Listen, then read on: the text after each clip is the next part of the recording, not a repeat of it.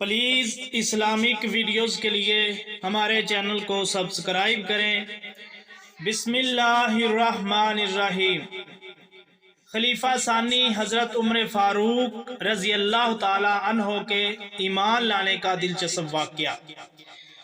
اہل مکہ کے جبر و ستم بہت بڑھ چکے تھے۔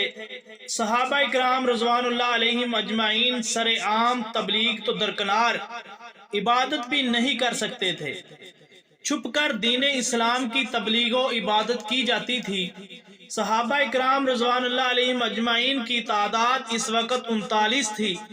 ایک رات بیت اللہ کے سامنے عبادت کرتے ہوئے پیغمبر اسلام صلی اللہ علیہ وآلہ وسلم نے اپنے پروردگار سے عجیب دعا کی، مانگی بھی تو عجب شے مانگی۔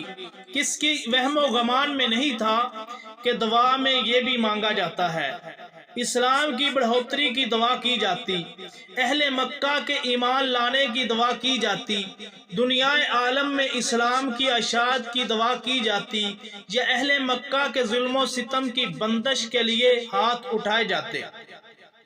لیکن میرے عظیم پیغمبر صلی اللہ علیہ وآلہ وسلم نے دعا کی کہ اے اللہ، عمر ابن ہشام اور عمر بن خطاب میں سے کسی کو اسلام کی عزت کا ذریعہ بنا۔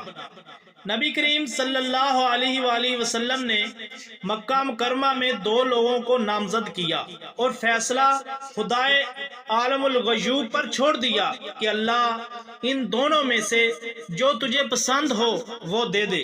اللہ تبارک و تعالیٰ نے پیغمبر اسلام صلی اللہ علیہ وآلہ وسلم کی دعا کو شرف قبولیت سے نوازا اور اسباب کی دنیا میں سیدنا عمر فاروق رضی اللہ تعالی عنہ کے اسلام لانے کا سبب یہ بنا کہ ایک روز ننگی تلوار لیے جا رہے تھے۔ راستہ میں بنو زہرہ سے تعلق رکھنے والا ایک شخص ملا جس نے پوچھا کہ عمر، خیریت، کہاں کا ارادہ ہے؟ کہنے لگے محمد کو قتل کرنے جا رہا ہوں، نعوذ باللہ۔ اس نے نئے دین کا اعلان کر کے مکہ والوں میں تفریق کر دی ہے، کیوں نہ اس کا قصہ ختم کر دوں۔ بنو زہرہ سے تعلق رکھنے والے شخص نے کہا کہ عمر، اگر تم نے ایسا کیا تو کیا بنو ہاشم، بنو زہرہ تم سے انتقام نہیں لیں گے؟ کہنے لگے لگتا ہے کہ تم بھی اس نئے دین میں شامل ہو چکے ہو۔ انہوں نے کہا کہ پھر پہلے اپنے گھر کی خبر تو لو، تمہاری بہن بہنوئی مسلمان ہو چکے ہیں۔ جلال میں نکلنے والا عمر سیدھا بہن کے گھر پہنچتا ہے۔ یہاں سیدنا خباب رضی اللہ تعالی عنہ ان کے بہنوئی اور بہن کو سورۃ طٰہٰ پڑھا رہے تھے۔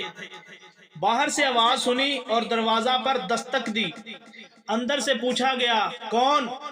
عمر نام سنتے ہی سیدنا خباب رضی اللہ تعالیٰ عنہ چھپ گئے۔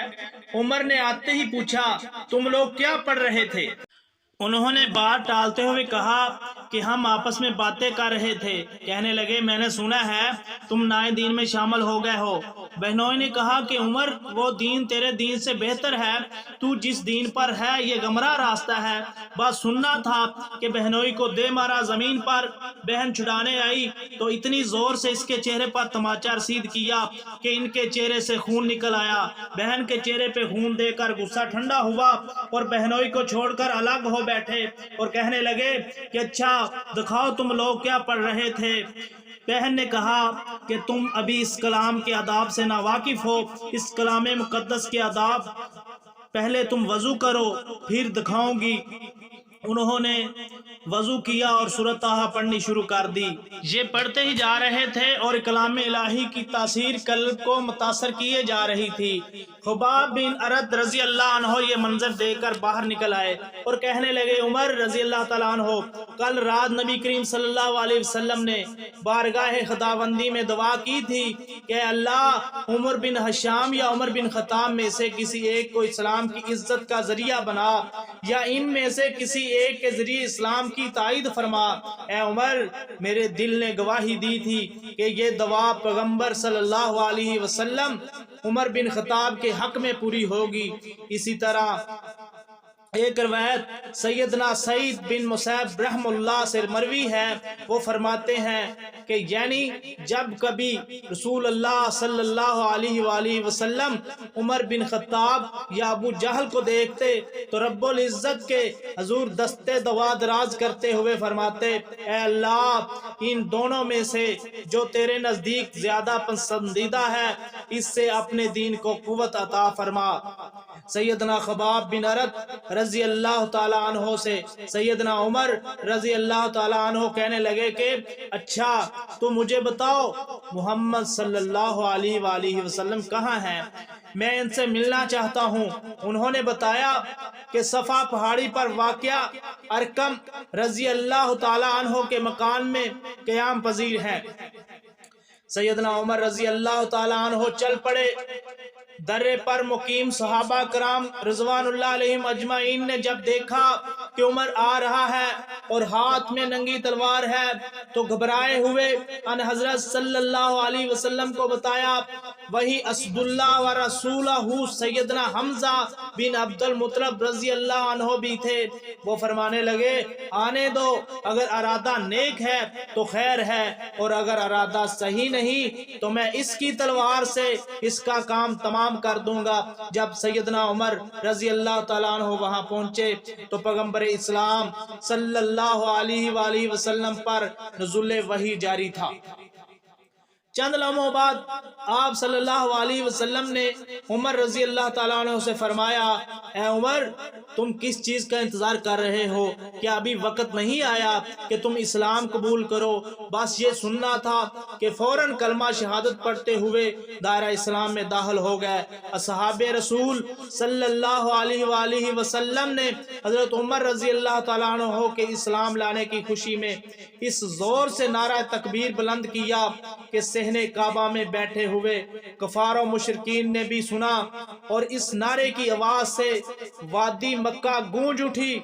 پھر نبی رؤوف الرحیم صلی اللہ علیہ وسلم نے سیدنا عمر رضی اللہ تعالیٰ عنہ کے سینہ مبارک پر دست اقدس رکھا اور دعا فرمائی، یا اللہ اس کے سینے میں جو کچھ میل کچیل ہو وہ دور کر دے اور اس کے بدلے ایمان سے اس کا سینہ بھر دے۔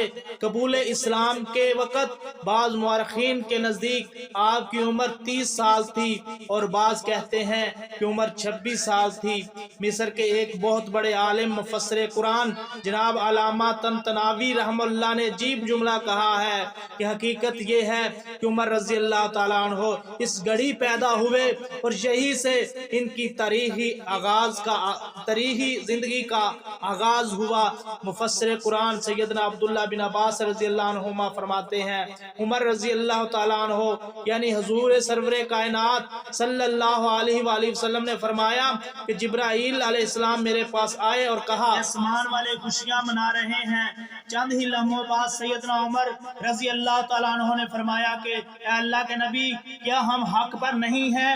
آپ صلی اللہ علیہ وسلم نے اس بات میں جواب دیا تو فرمانے لگے کہ پھر چھپ کر عبادت کیوں کریں، چلیے خانہ کعبہ میں چل کر عبادت کرتے ہیں۔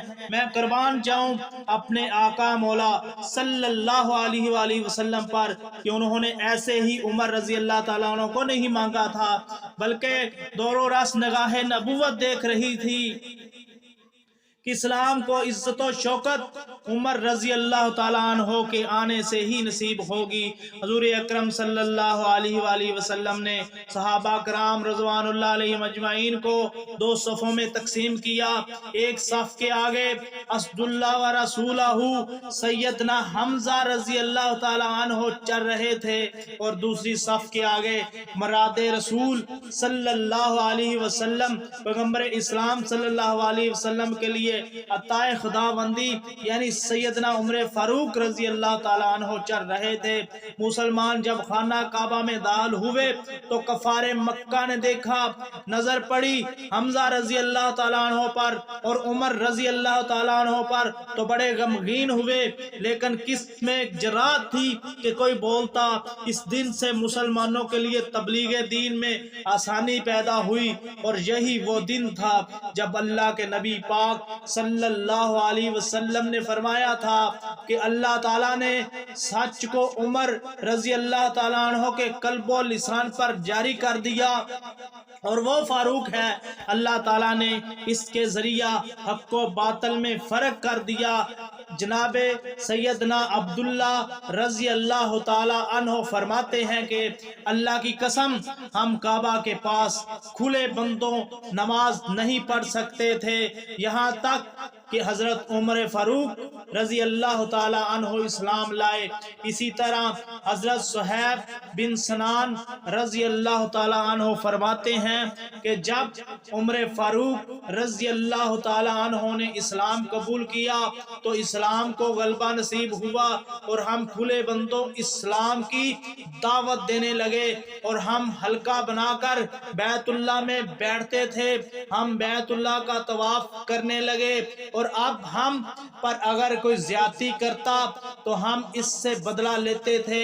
کچھ اس قسم کے تاثرات فقی الامت سیدنا عبداللہ بن مسعود رضی اللہ تعالی عنہ کے بھی ہیں۔